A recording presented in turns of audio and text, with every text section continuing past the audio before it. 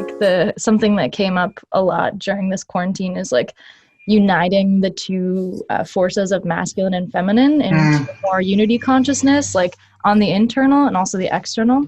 I was pointed towards like I had an energy session put on me, or not done for me, and she like was like, hey, I'm feeling that there's some distrust in your masculine side. So I like laid down on my mat, my yoga mat at home, and I just like tuned into what that was, and I had an influx of memories stacked on each other of getting my ass slapped at a club, in high school, like having like being taken advantage of by the guys in my class, like all these times I've been like catcalled, or any time that there has been a distrusting interaction where I feel unsafe.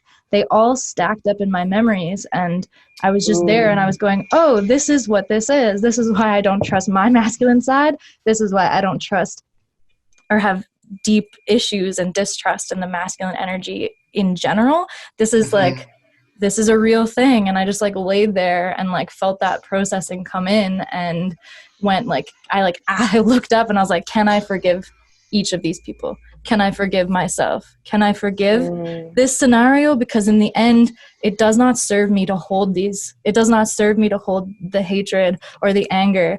It serves me to forgive and like try to cultivate a different relationship with the masculine and different relationship.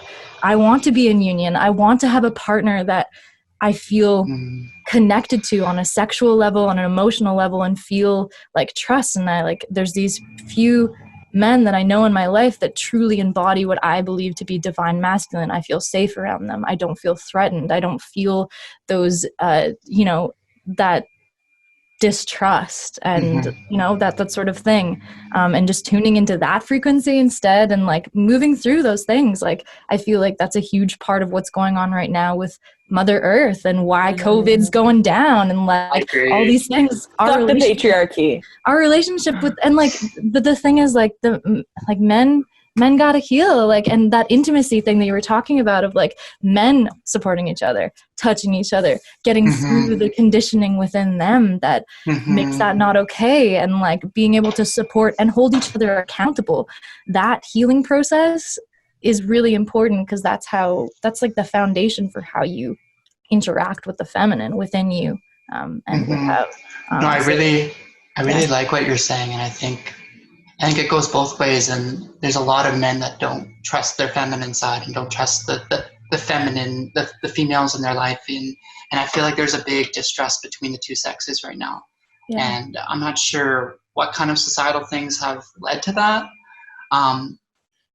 There's probably millions of reasons, but I think we're all kind of yearning for that coming back into fruition and coming back into balance, and realizing, I don't know if it's just me, but there is this kind of like notion out there that we don't need each other. I don't need no man, or I don't need no woman, or something. And to me, that's kind of like, it's almost kind of sad, because it's like we were meant for each other, like men and female, like we were meant to combine and create life, and like that is absolutely like extraordinary. So I think we have to learn to understand each other a lot better, and heal, like you said, heal our wounds and go into why we feel these things. Oh man, and gender's so like such a triggering topic too. It's like it's like when you talk about stuff like this, it's like but then like this, there's like what I think that I would like to ascend into on like a global frequency is unity.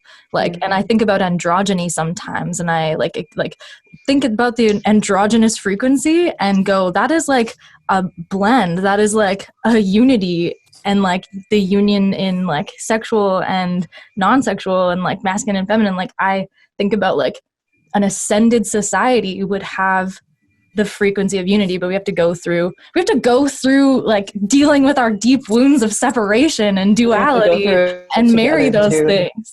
Yeah, totally. Go through what?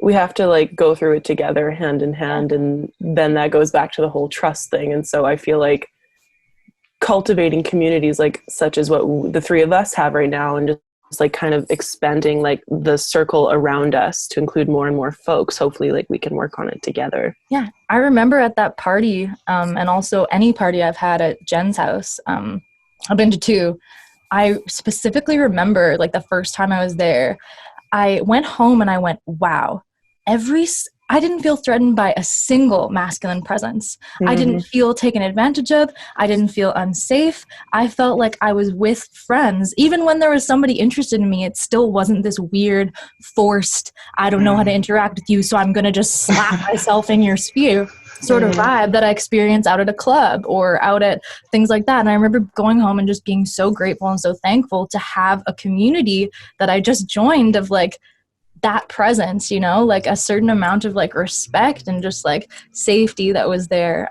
And just like, you know, if you want to interact with someone, there's a certain amount of just like respectful decorum to just like follow, like I'm interested in you, and then, you know, dealing with any trigger if they're not interested in you, like a grown-up. Like a grown-up. You're like, oh god, like that hurt like a motherfucker. But I respect you. It'll be okay. That's like maybe like faith. Faith that there's love for you.